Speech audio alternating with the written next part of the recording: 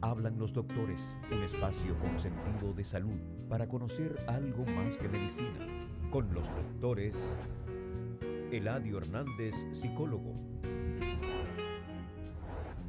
Amaury García, neurocirujano. Y Nelson Rodríguez, pediatra.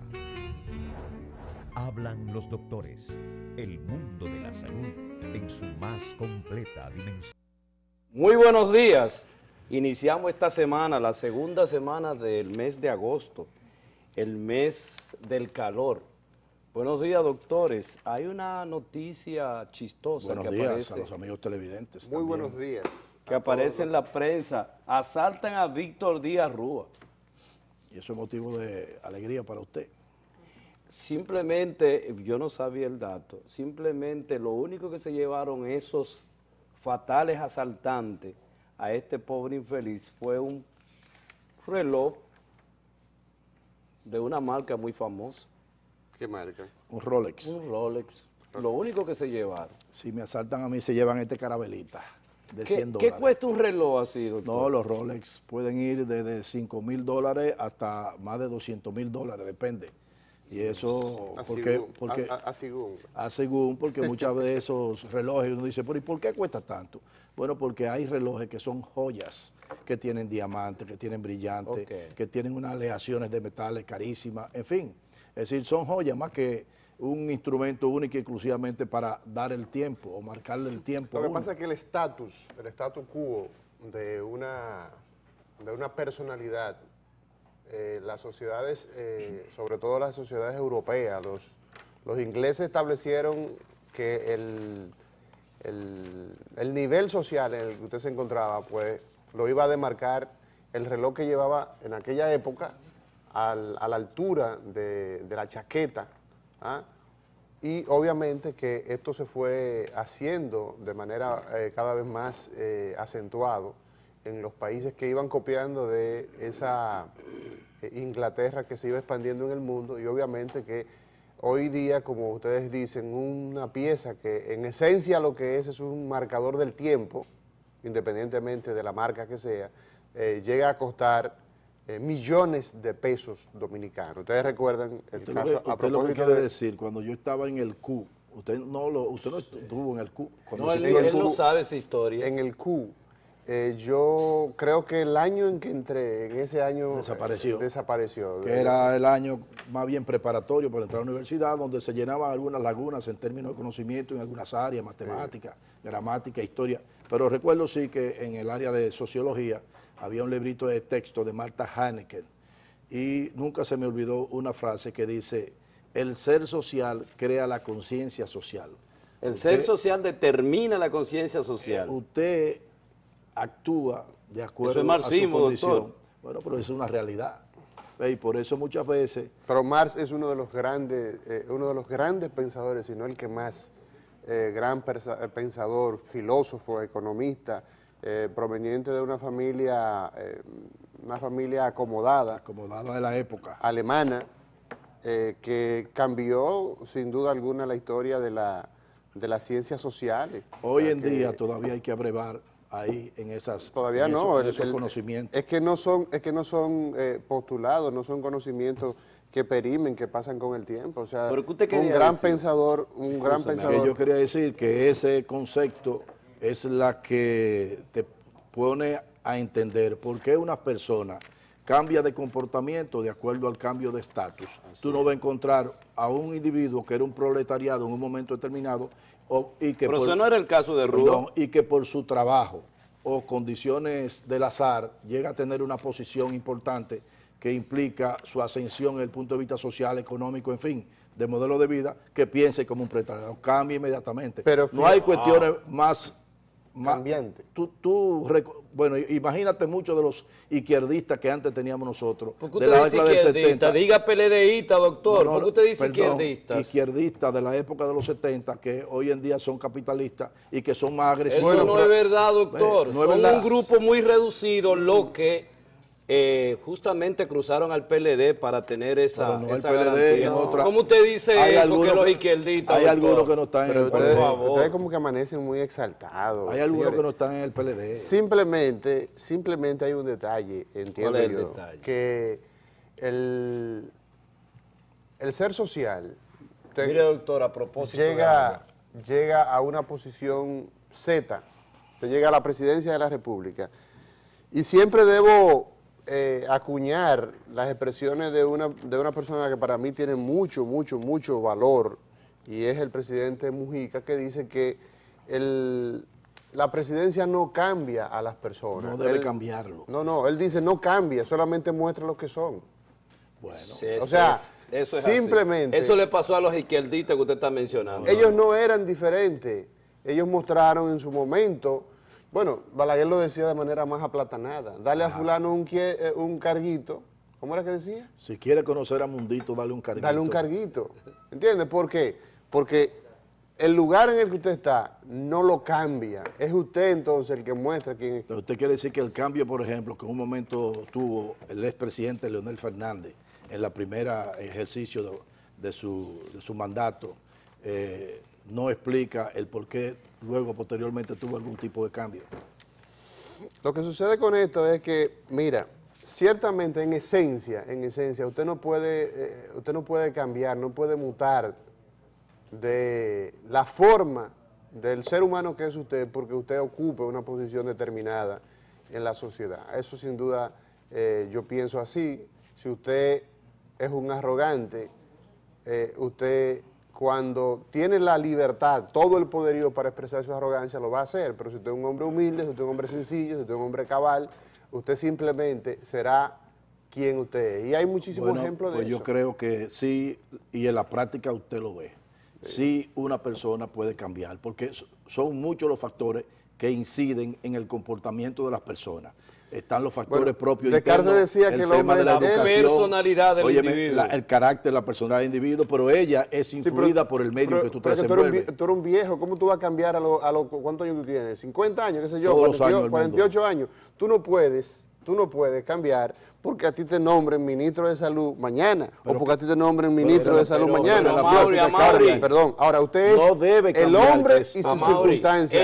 En ese sentido, usted tiene una posición determinada, usted probablemente deba tener un comportamiento en la forma, pero en el fondo es el mismo sujeto. Definitivamente que es el mismo sujeto, pero la visión y la percepción que tú tienes ahora, de allá de Puerto Plata, cuando tú saliste siendo un adolescente, es totalmente yo era un niño. diferente, un niño, Sí. totalmente diferente a la percepción que tú tienes ahora cuando tú vas Pero esa a es tu pueblo. percepción, no estamos hablando de percepción. estamos hablando, la percepción espérate, es el no, producto. No, pero, óyeme, Pero, estamos hablando pero de escucha la explicación. comportamiento, el comportamiento. Cambia el escucha la comportamiento. explicación. Tú no eres el mismo estudiante que hoy profesional. Tú no tienes los mismos criterios que tenía cuando era estudiante de medicina a hoy un Pero neurocirujano. que yo no estoy hablando de eso. Bueno, pues yo estoy hablando de bueno, eso. entonces estamos hablando los tres de cosas diferentes. No, yo estoy hablando de que las estamos hablando de circunstancias hacen que el individuo Los cambios cambie. del individuo, Bueno, pero el estamos cómo Puede hacer que cambie. Ey, pero Hay entonces- otros que no cambian, hay otros que cambian. Entonces Pero son estamos- productos de las circunstancias. Sí, pero estamos hablando de que un sujeto no es posible que si usted ha predicado tener un comportamiento de honestidad, de seriedad, de responsabilidad, unos valores que usted exhibe antes de usted ocupar una posición, y cuando usted llega a ocupar esa posición, usted hace todo lo contrario. Entonces es como aquella expresión que decía mi abuela, o que dice mi abuela, mi querida Ercilia Martínez, que aún vive, que dice, bueno, lo que pasa es que fulano tiene los escrúpulos de María Gargajo. Los escrúpulos de María Gargajo ustedes saben cuáles son. Claro, muy claro. limpia, muy aseada toda la casa, y cuando escupía, entonces escupía, cuando escarriaba, escupía y la echaba en la comida. Entonces no es posible. Sí, pero Yo Amaury, pienso Amaury, que- hay una realidad No, humana, no la escúcheme, comida, doctor. escupía para ver si el utensilio estaba caliente. Hay una realidad humana que es la siguiente. Era para ver si estaba... Sí, porque iba a freír muy aseada la vasija y toda la cosa. Entonces, cuando lo ponía para saber si ya estaba, entonces escupía para ver la salida. ¿sabes? Fíjense lo siguiente, hay una situación Bueno. humana que la psicología la explica realmente con mucha propiedad. Usted decía que el Carlos Marx y Federico Engel acuñaron el término, el ser social determina la conciencia social. En ese sentido, cuando un ser humano, fíjese el comportamiento, y ahí lo vemos, el comportamiento del niño marginado y el comportamiento del niño no marginado.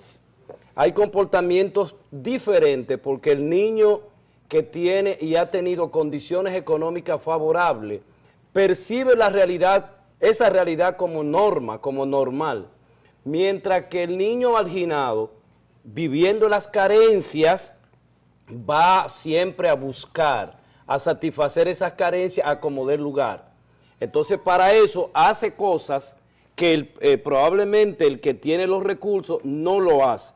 Entonces, los cambios humanos se producen y lo producen básicamente ese cambio social y lo produce la adquisición de bienes, porque recuérdense que García Márquez señalaba de que se confunde el verbo ser con el verbo tener, o sea, de cómo en la medida de que un ser humano adquiere bienes materiales, empieza entonces todo un proceso mental de transformación, y lamentablemente eso se da en la realidad. Muchos funcionarios... No decir que hay gente que se precian de ser serio y le dicen, bueno, pero tú has tenido la oportunidad de estar donde se pueda acoger y no ha cogido, porque es así. Es decir, mucha gente, bueno, marchan como personas honestas hasta que llegan a alguna posición donde están administrando recursos que no son de ellos. Y al final usted le encuentra que salen muy cuestionados. Pero eso es cultural, eso es cultural, porque a un sueco usted no le puede decir así, a un japonés usted no le puede decir eso, porque hay gente que tiene otra cultura. Pero la cultura es parte de la vida cotidiana. De la vida cotidiana. Modela el comportamiento de la gente, los términos culturales. Es decir, definitivamente. En esos países no se va a ver en la magnitud que se ve, porque corrupción hay en todos los lados. Aquí el problema, siempre lo he dicho, y no soy la única persona que lo dice, corrupción y hambre, de que el principal problema que tiene el país no es la corrupción, es la impunidad. Es que usted meta la mano y... Entonces, no hay consecuencias. Y la saca sin que se la quemen. Pero mira, a propósito, cambiando el tema, la semana que viene comienza el año escolar. Y Educación está haciendo un gran esfuerzo. ¿Sabe que hay un WhatsApp que anda rodando por ahí, una imagen de WhatsApp, donde aparece una señora que se desmaya y abajo dice, es que vio la lista escolar. Ah, sí. Óyeme, ¿tú sabes lo que supone en la actualidad para una familia o sea, con 2 o 3 muchachos, el inicio del año escolar?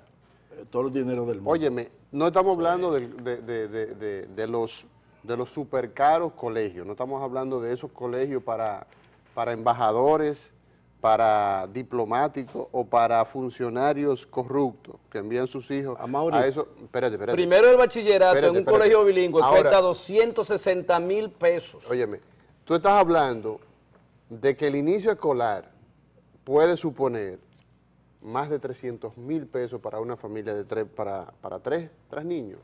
Óyeme, y cada año aquí se aumenta la tarifa escolar y no existe aquí no existe una regulación, amén del comentario que tú vas a hacer de lo que está haciendo el Ministerio de Educación, pero yo creo que el Ministerio de Educación tiene que ponerle freno, tiene que regular el aumento de tarifa, porque es increíble que cada año aquí se aumentan las tarifas y nadie dice esta boca es mía. Bueno, mucha gente dice, lo que pasa es que no lo oyen.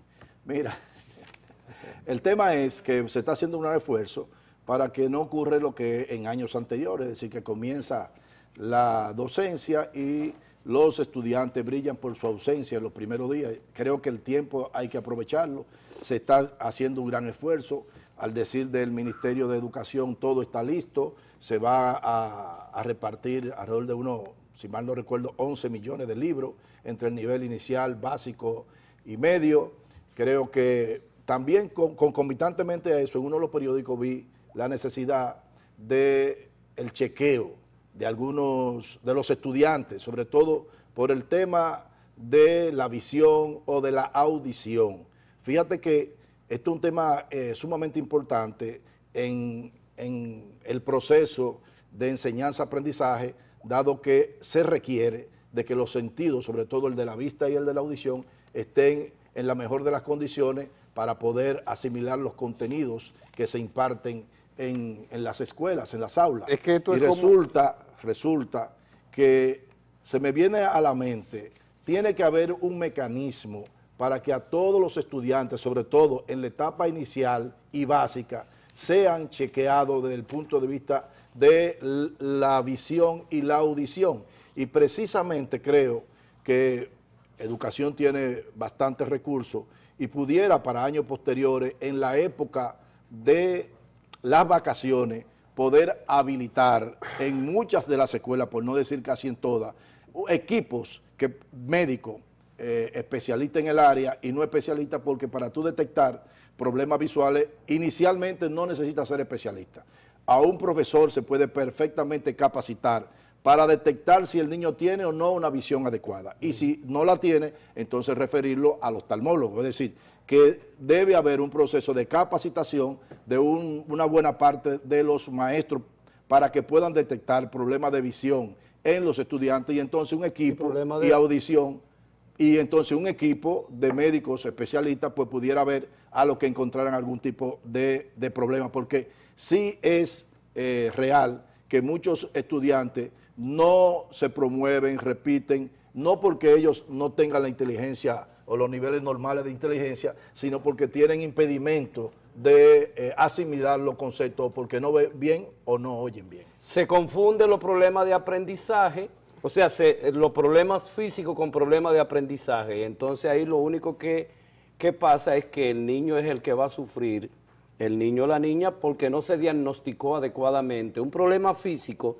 que tiene incidencia en el aprendizaje. Buena aportación suya, porque yo pienso que eso debe implementarse, ¿verdad? Mira, cómo descartar ese tipo de problemas. En otro orden de ideas, hay una reseña que sale en uno de los periódicos de circulación nacional en relación a una estadística que promueve, que señala el doctor Miguel Montalvo, que es uno de los, bueno, es el jefe de psiquiatría de CEDIMAT, donde señala que el aumento que existe actualmente en la población dominicana entre adolescentes, jóvenes y adolescentes, va en aumento lo relativo a los suicidios. Entonces, al parecer, esta problemática que nos habla de que los suicidios están cada vez más en aumento, lo vemos comparado con otro experto, un psiquiatra que trabaja en la Universidad de Miami, donde señala que la incidencia de pacientes con enfermedad como los bipolares, cada vez se diagnostican más tarde, y que esto entonces pudiera explicar por qué razón pacientes que tienen esta enfermedad no son identificados tempranamente y terminan entonces siendo parte de esos sujetos, de esos enfermos que recurren al suicidio. Entonces, sería interesante en una entrega de su programa, Hablan los Doctores, nosotros abordar el problema que actualmente representa esta enfermedad de trastorno de personalidad, donde en un momento un paciente está en una fase maníaca y en otro momento muy corto pudiera estar depresivo, y cómo esto impacta entonces en esas estadísticas que nosotros a diario la vemos, decimos, bueno, sí, los aumentos están creciendo, y la reseña también señala cómo el suicidio en pacientes que no tienen la asistencia de medicaciones, como es el caso de la sociedad esta de clínica del dolor, específicamente un grupo de oncólogos que señala, esto incluso eleva una petición de un proyecto de ley donde los pacientes con enfermedades terminales, como es el caso de los pacientes con cáncer,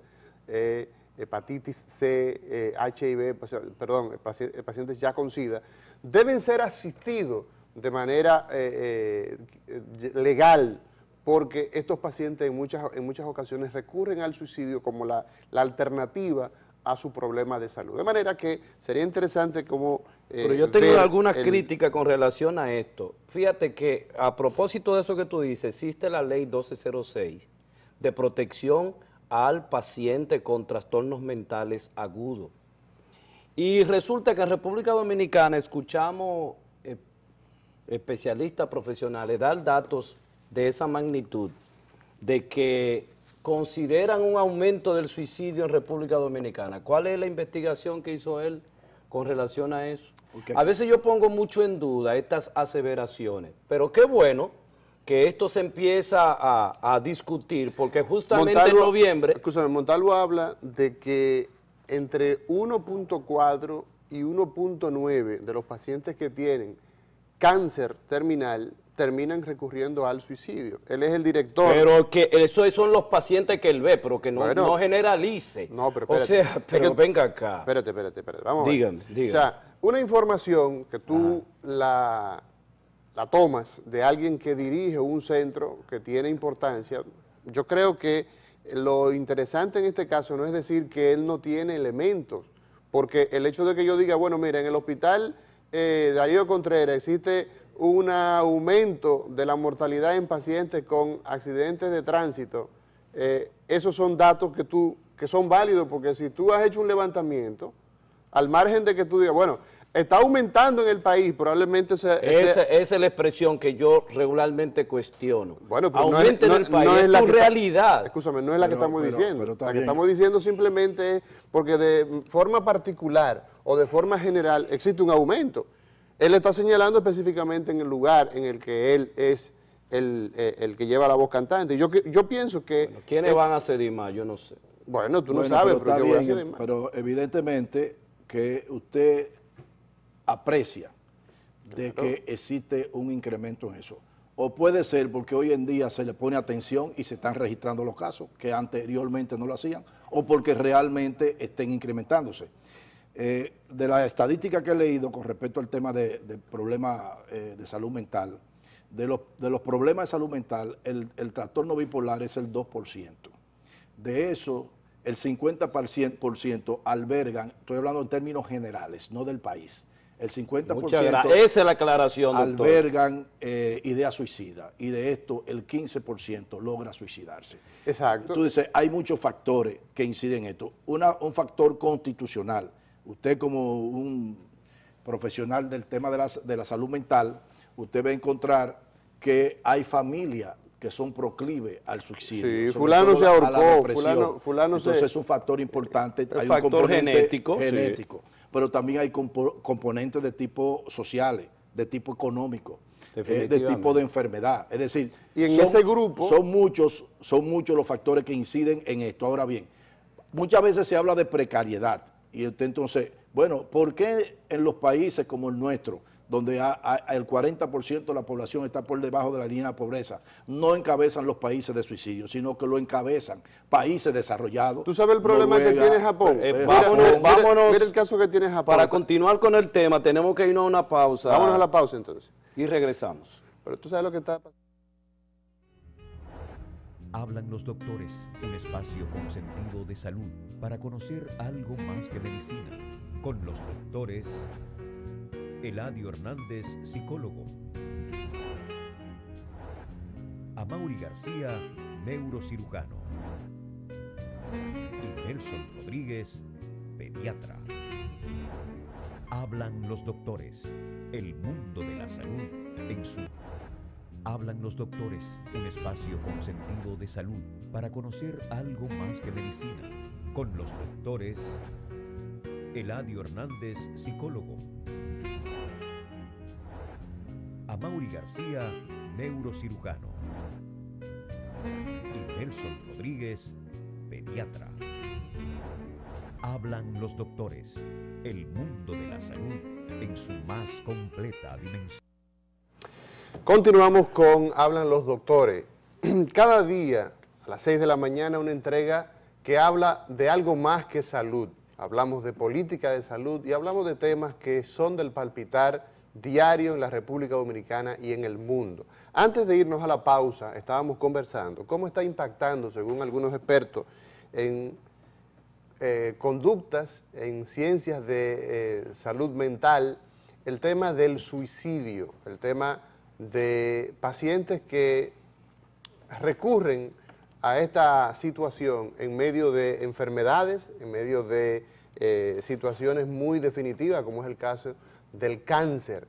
Y pues debatíamos que no solamente en estos litorales, donde los pacientes tienen grandes escasez o tienen grandes dolencias, sino también vemos, por ejemplo, el caso de países muy desarrollados, donde tienen tasas de suicidios muy altos. Por ejemplo, a nivel de las Américas, tenemos que Cuba es un país que tiene índices de suicidio altos. Y, por ejemplo, en el caso del mundo, tenemos el caso de Japón, sobre todo en adolescentes. Y qué hablar de Suecia. En Suecia existe una longevidad muy larga, la gente vive mucho y sin embargo las personas tienen una tendencia al suicidio, pero allí es por soledad, por estar prácticamente vivir desamparado. Entonces, la República Dominicana, que no tiene una tradición en este sentido, que no, quizás como tú dices, quizás no se medía. Tendría que ver algo con el tema de la felicidad del individuo. Y República Dominicana está entre los 5 primeros países más felices. Doctor, aterrice, por favor, por favor. Perdón, y a veces la aquí gente... hay mucho merengue. Oye, la gente cuestiona eso. ¿Cómo es posible que un país con tantas dificultades esté entre los primeros países de ser feliz? Está Costa Rica, otros países. Es decir... Es que la gente aquí tiene tanto problema. Nelson, escúchame, que la gente aquí tiene tanto problema que tú no te vas a perder tu tiempo de que suicidándote. Pero que es la forma de abordar los problemas. Es decir, el caribeño, el de esta área tropical, donde el día más claro llueve, al peso le llaman tolete y a la dicha o la suerte le llaman chepa. Cualquier cosa puede ocurrir. Es decir, ¿cuál es una de las características del dominicano? La hospitalidad, jovial, sobre todo con los extranjeros. Y en fin, ese comportamiento se ha ido cambiando, se ha ido modificando. Tiene que ver. Entonces, resulta del otro lado que países donde el que nace tiene todos sus problemas resueltos, las tasas de suicidio son más altas. Pero entonces, parece ser sí, que los problemas cotidianos de la vida son una especie de aderezo y que generan un estímulo para vivir. Es decir, que hay que buscarla, sí que es una cuestión complicada realmente. Ahora, dicen que el que se suicida es un cobarde ante la vida, pero un valiente ante la muerte. Sí, pero realmente el cobarde no se suicida. Sí, pero eso es de poeta, del siglo pasado. Sí, pues yo pienso que el suicidio, hay en sí una enfermedad mental. No, claro, el paciente que el suicida, pero mire el caso de los japoneses, los jóvenes japoneses. Incluso se habla de que en la época, al final del año escolar japonés, los suicidios entre jóvenes se disparan por los resultados que obtienen en la escuela, por vergüenza. Es una sociedad que es muy exigente, es muy cerrada, es muy... El bullying lleva a eso también. Entonces, la vergüenza ante los padres de haber reprobado dispara los suicidios entre jóvenes. Y esa gente no tiene problema de... No tienen problema de que van materiales de existencia. Su problema allí no es pero si ustedes me permiten, cuando hablamos de suicidio, y a propósito, la Sociedad Dominicana de Psicología Clínica tiene, como lo tuvo el año pasado, su congreso con relación justamente al incremento del suicidio en República Dominicana. O sea que ahora tú estás de acuerdo con que hay un incremento. No. Ver si hay o no incremento. Ustedes lo van a analizar. Porque resulta que la cifra se mantiene 500, 600, 500, 600. ¿De muerte por suicidio? En la totalidad por año. Pero una pregunta te voy a hacer, tú como un hombre de la salud, ¿y por qué genera tanto problema cuando mueren 30 pacientes de dengue y se mueren 500 de suicidio y no se le pone atención a eso? Bueno, no se le pone atención, doctor. Excúsame, no, por la publicidad. Se le debiera poner atención porque ese es un problema sumamente serio que estamos padeciendo. Pero yo quería decirle, tú tienes 2.500 de derrames cerebrales. Cuando una persona decide automutilarse, autocastigarse, o también, como se conoce, haciendo un suicidio, doctores, también se comete un homicidio. Claro. ¿Por qué? Porque tú estás dejándole a otras personas la culpa de lo que tú hiciste. Entonces, cuando hablamos de esta realidad, tenemos tres fases: la ideación, la planeación y la ejecución, cuando se va a efectuar, cuando alguien decide terminar con su vida. Y en ese problema de la ideación, o sea, cuando tú empiezas a hacer una construcción mental, a concebir la posibilidad. La posibilidad de irte, ahí inciden todos los problemas que ustedes han señalado. Los problemas económicos, los problemas de relación entre personas, esto que los religiosos y algunas personas llaman el vacío existencial, que es justamente el tránsito de los problemas que tienen que ver con la bipolaridad y con la depresión, los trastornos de alteración del estado de ánimo, que es donde están agrupados. En esta fase que deben ser atendidas y debe haber una política, doctores, con relación a la prevención del suicidio que no existe en República Dominicana.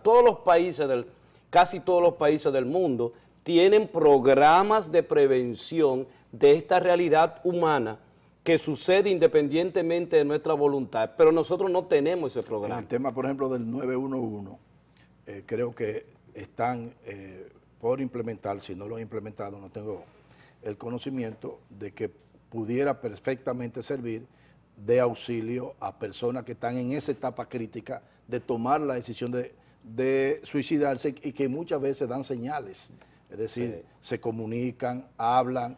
Entonces, hay un discurso siempre hay un discurso de despido de la vida. Pero cuando usted escucha... Además se dice que el que se va a suicidar lo dice y que finalmente lo ejecuta. O sea que pero no lo dice en las últimas 48 horas.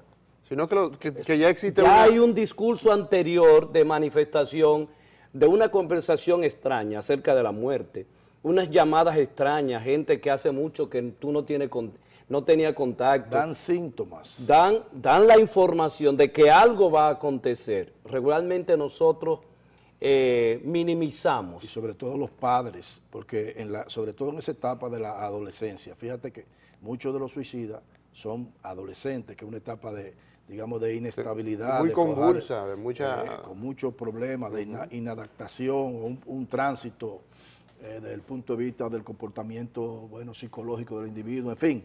Y entonces, producto de las ocupaciones o las desocupaciones de los padres con respecto a los hijos, no perciben esos signos que son expresión de que algo está ocurriendo en la mente de ese joven. La negación, nosotros los padres negamos la realidad de nuestros hijos. Entonces hay que ponerlo, por eso el tema de la educación siempre es importante, de cómo los padres, yo creo que cuando hablamos de promoción, esto de que la población maneje conceptos básicos de salud, maneje conceptos de comportamiento, porque pueden actuar de manera preventiva en un momento adecuado y profilácticamente se puede abordar esos jóvenes o cualquier persona que esté en ese ámbito. Mire, doctor. Hay personas que están, entrampados en una serie de problemas, no encuentran la forma de canalizar y entonces ven que todo se perdió. Que todo se perdió y terminan con su vida. Nosotros inclusive, la Sociedad Dominicana de Psicología Clínica, habíamos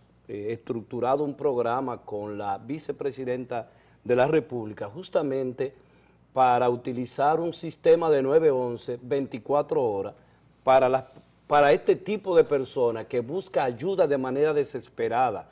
Una persona que decide, que ya idealizó quitarse la vida, es difícil trabajar con este tipo de personas porque ya lo tiene estructurado y entiende que la vida ya no tiene esperanza, de que no hay salida frente a una situación que realmente debe tener salida. Entonces, el tema de quitarse la vida, el tema de autocastigarse, es un tema que debe ser abordado desde el punto de vista de un programa nacional para enfrentar esa situación, porque va en aumento, y cada día, cada año oscila entre 500, 600 y tanto, o sea que es un problema que nosotros tenemos, más allá de otras circunstancias, por ejemplo, o no más allá, sino también simultáneamente con lo que hablábamos hace un momento acerca de cómo ha aumentado la muerte también infantil en el país, cómo ese No, proceso... la muerte no ha aumentado, ha La disminuido. el suicidio en adolescentes y en pacientes con enfermedades terminales es lo que estos grupos de psiquiatras que en los últimos tiempos han estado abordando el tema de los pacientes con bipolaridad, los pacientes con enfermedades de cáncer terminal, que no existe, e incluso reitero, la Asociación de Clínica de Dolor, sobre todo grupos de oncólogos que manejan estos pacientes, señalan que el no disponer de una política obligatoria que les dé asistencia a estos pacientes en estas etapas de una enfermedad ya terminal, hace que estos pacientes recurran al suicidio. Y un ejemplo de ello es... Parecido a la eutanasia, ¿verdad? Ese proceso. Lo que pasa es que la eutanasia es la muerte asistida por un profesional. En este caso son personas que deciden por ellos mismos, entonces se conoce como suicidio, que es una figura diferente. Pero fíjate que cómo caen... Hace mucho hincapié en el tema sobre todo del dolor. Sí, no, por eso... El manejo del dolor, porque muchas veces un paciente tiene un paciente un cáncer cuya calidad de vida es insostenible. Óyeme, cualquiera lo que quiere dejar de existir. Entonces, en ese sentido, tú tienes que hay pacientes, como el caso de una joven de 33 años que sale en una investigación interesante ahí en un pueblecito de Estados Unidos, ahora mismo no recuerdo el nombre, donde señala ella que ella pues tuvo una lesión al caer practicaba el deporte de alpinismo y vive con muchos dolores. Esta joven, su plan médico se agotó, tuvo problemas con el plan médico y ella finalmente es una paciente adicta a la heroína, por el fácil acceso que tiene en su medio a una sustancia que, aunque es ilícita, aunque va finalmente a traer mayores problemas que el que tiene, pero el tema del dolor es uno de los temas que con mayor frecuencia hace que las personas vayan en busca de auxilio, y en el caso particular, este es un fenómeno que también se aborda en el caso de esta asociación de clínica del dolor, que es colocar la asistencia de manera obligatoria, porque nadie sabe el problema que tiene, porque el dolor tú no lo ves. ¿Dónde está el dolor?